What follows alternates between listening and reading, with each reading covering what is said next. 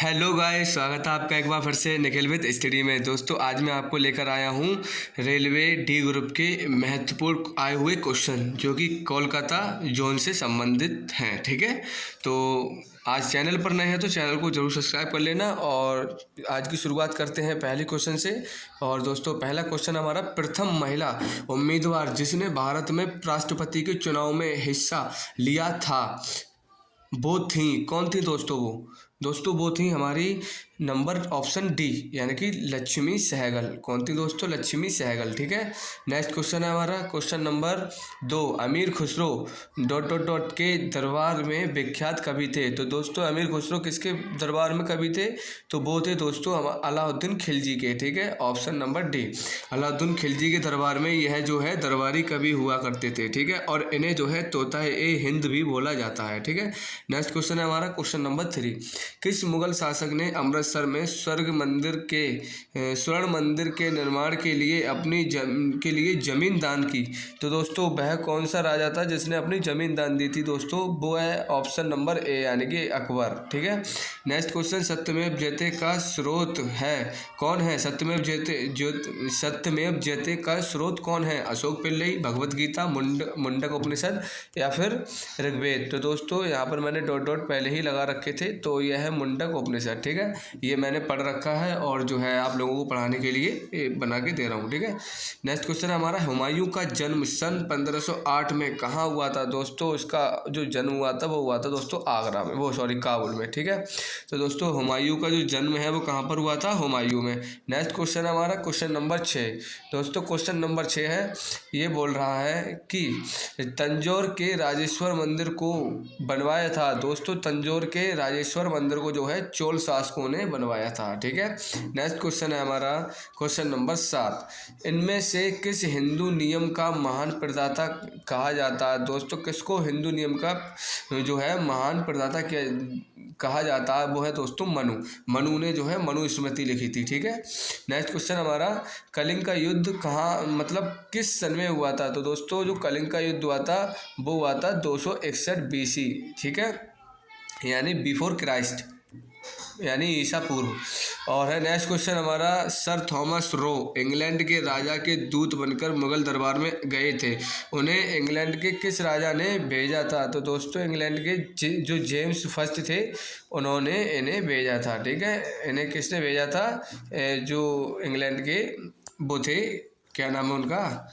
James first. ठीक है, हमारा नेक्स्ट क्वेश्चन है क्वेश्चन नंबर 10, ये बोल रहे हैं आज़ादी को बचाए रखने के लिए चांद बीबी ने मुगलों से लड़ाई की। किसकी आज़ादी को बचाने के लिए? दोस्तों अहमदनगर की आज़ादी को बचाने के लिए, यानी 10 का ऑप्शन ए। ठीक है, नेक्स्ट क्वेश्चन है हमारा कि राजेंद्र चोल की सबसे बड़ी उपलब्धि क्षेत्र में थी। दोस्तों किस क्षेत्र में थी? वो थी दोस्तों राजेंद्र, उसकी जो है ऑप्शन नंबर बी, नौसेना शक्ति का उत्थान। ठीक है, नेक्स्ट क्वेश्चन हमारा, शाहजहां के 4 पुत्रों में से किसे अथर्ववेद का जो है माना जाता है? ऑप्शन नंबर सी यानी कि दारा। किसको माना जाता है दोस्तों? दारा को माना जाता है। नेक्स्ट क्वेश्चन, दारा सिको बोलते हैं दोस्तों इसे। ठीक है, ये जो है औरंगजेब का भाई था। इनमें से कौन शादी के बाद राजा जहांगीर की बीवी नूरजहां के रूप में जानी गई? दोस्तों इनमें से कौन थी जो राजा जो है बीवी नूरजहां के रूप में जानी गई? दोस्तों ये थी मेहरुन्निसा। ठीक है, इसे मेहरुन्निसा बोलते हैं, जो है जो नूरजहां को बोला जाता है। नेक्स्ट क्वेश्चन है 14 क्वेश्चन है दोस्तों, इनमें से किस कारण से मुगल साम्राज्य का विभाजन हुआ था? तो दोस्तों इनमें से किस कारण से मुगल साम्राज्य का विभाजन हुआ था? तो वो हुआ था दोस्तों इसके कारण, उपरोक्त सभी कारणों से मुगल साम्राज्य का विभाजन विघटन हुआ था, यानी कि नादिर शाह और अहमद शाह अब्दाली के हमले से, औरंगजेब के पुत्रों में उत्तराधिकारी की लड़ाई से, जाट राजपूत सिख आदि जैसे विभिन्न वर्गों में विद्रोह, यानी हमारा उपरोक्त सभी कारणों से मुगल साम्राज्य का जो है क्या हुआ था? विभाजन हुआ था। ठीक है, चलते हैं नेक्स्ट क्वेश्चन पर, question number 15, English east India company ने जहांगीर के शासन काल में भारत में पहला कारखाना कहाँ स्थापित किया था दोस्तों? सूरत में।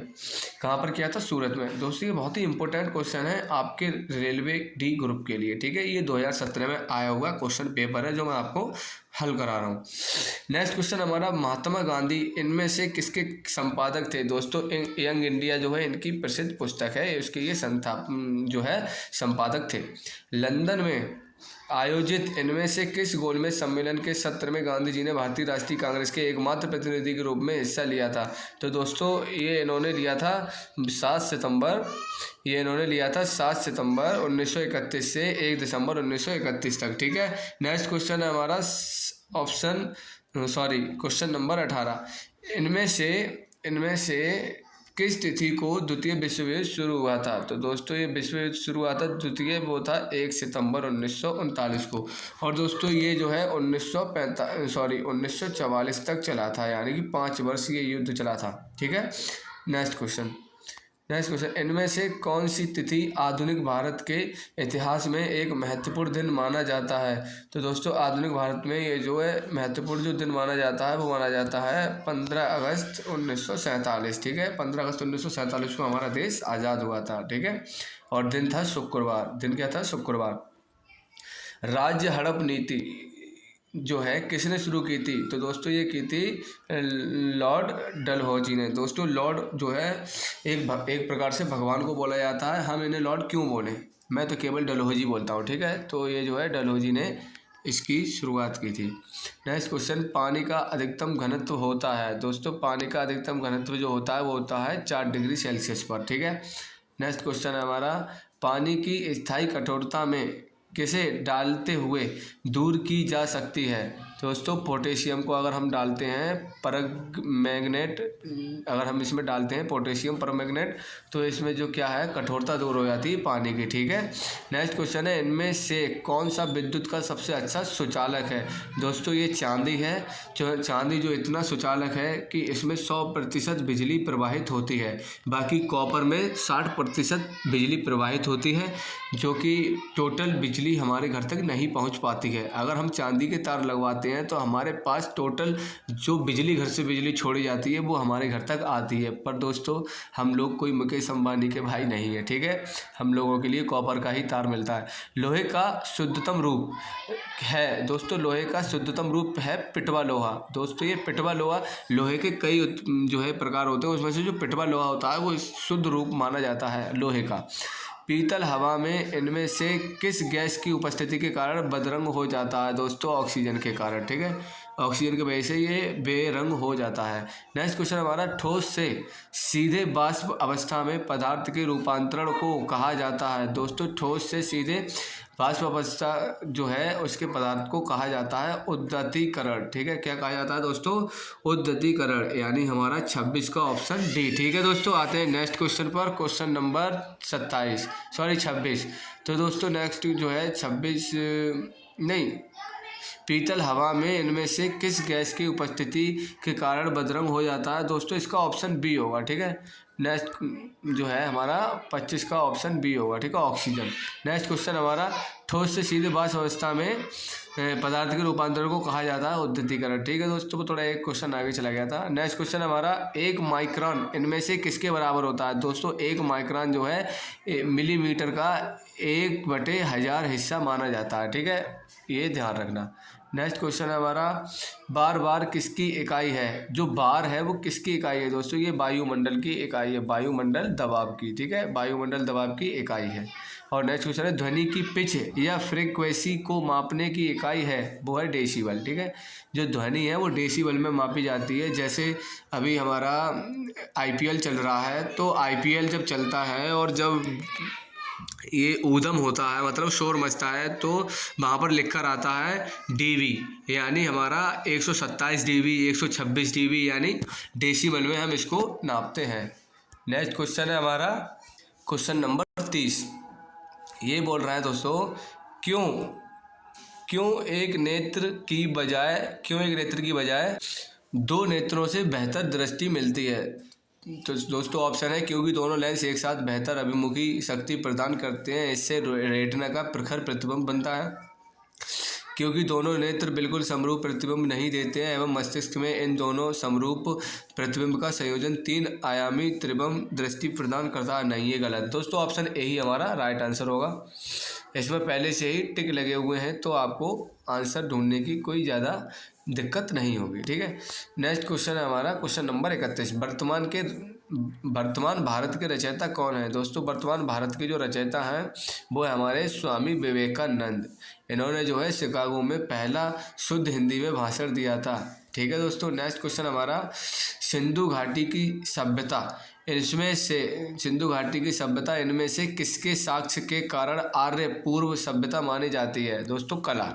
सिंधु सभ्यता में ज़्यादातर कला कृतियाँ मिलती हैं, जैसे चूड़ियाँ बनाना, खिलौने बनाना, और हमारा जो है चूहे के पीछे बिल्ली दौड़ती हुई जा रही है, ये खिलौने बनाना, और रंगाई करना, लाल रंग का जो है सबसे ज़्यादा साक्ष्य मिलता है दोस्तों। ये सब हमारे सिंधु सभ्यता से मिलता है, जो कि एक शहरी सभ्यता हुआ करती थी, और वहाँ पर एक विशाल स्नानागार भी था, जहाँ पर जो है आज के समय में हम स्विमिंग पूल बोलते हैं, ठीक है। नेक्स्ट क्वेश्चन है जैन के अनुसार जैन धर्म का संस्थापक कौन था? ऋषभ देव, ठीक है। जैन का संस्थापक कौन था दोस्तों? ऋषभ देव। और जो है पहले संस्थापक, अगर 23वां संस्थापक पूछ ले तो कौन होगा दोस्तों? पार्श्वनाथ, ठीक है।